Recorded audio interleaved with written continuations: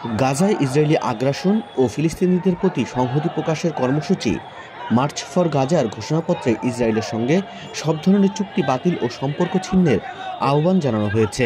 শনিবার বিকালে রাজধানীর ঐতিহাসিক সোহরাওয়ার্দী উদ্যানে আয়োজিত কর্মসূচির মূল মঞ্চে দাঁড়িয়ে এই ঘোষণাপত্র পাঠ করেন দৈনিক আমার দেশ পত্রিকার সম্পাদক মাহমুদুর রহমান।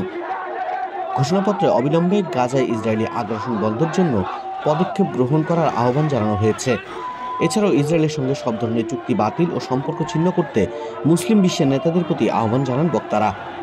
এদিন সকাল থেকেই দেশ ও রাজধানীর বিভিন্ন প্রান্ত থেকে ছোট বড় মিছিল নিয়ে সোহরাওয়ার্দী উদ্যানে সমবেত হন নানা বয়স ও শ্রেণী পেশার মানুষ। সমাবেশে অংশ নিয়ে সাধারণ মানুষসহ বিভিন্ন শ্রেণী পেশার মানুষ ও প্রতিনিধিরা ইসরায়েলের বর্বরতার বিরুদ্ধে বিশ্ব মুসলিমকে ঐক্যবদ্ধ হওয়ার আহ্বান জানান। এর আগে মার্চ ফর গাজা কর্মসূচিতে একত্রিত হয়েছে বিএনপি, জামাতে ইসলামী, এনসিপি সহ বিভিন্ন রাজনৈতিক দলের নেতাকর্মী, শিল্পী, কবি এবং সামাজিক যোগাযোগ মাধ্যমের পরিচিত মুখরা। এক মঞ্চে দাঁড়িয়ে দলমত নির্বিশেষে সবাই ইসরায়েলের বিরুদ্ধে গণহত্যা বন্ধে দৃঢ় অবস্থান নেন এবং সাহসী কণ্ঠে প্রতিবাদ জানান। নির্যাতিত ফিলিস্তিনিদের জন্য বিশেষ মোনাজাত করেন জাতীয় মসজিদ বাইতুল মোকাররমের খতিব মাওলানা আব্দুল মালেক।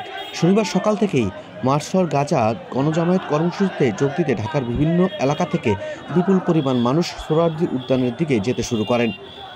দুপুরে মিরপুর, কাজীপাড়া, শেওড়াপাড়া, বিজয় সরণি, ফার্মগেট, বাংলা মোটর ও শাহবাগ এলাকা হয়ে খণ্ড খণ্ড মিছিল সোহরাওয়ার্দী উদ্যানের দিকে যেতে দেখা গেছে। পিকআপ ভ্যান ও মোটরসাইকেলে করে তরুণদের স্লোগান দিয়ে সোহরাওয়ার্দী উদ্যানের দিকে যেতে দেখা গেছে। দলমত নির্বিশেষে নানা শ্রেণী পেশার মানুষ এই কর্মসূচিতে অংশ নিচ্ছেন। শুধু ফিলিস্তিনের মানুষের প্রতি সংহতি জানানো নয়, বরং মানবতার পক্ষ এই অবস্থান বলে জানান অনেক অংশগ্রহণকারী। তারা জানান, ফিলিস্তিনের মানুষের ওপর যেভাবে গণহত্যা চালানো হচ্ছে তা সহ্য করা যায় না, তাই প্রতিবাদ জানাতে আজ এখানে এসেছি।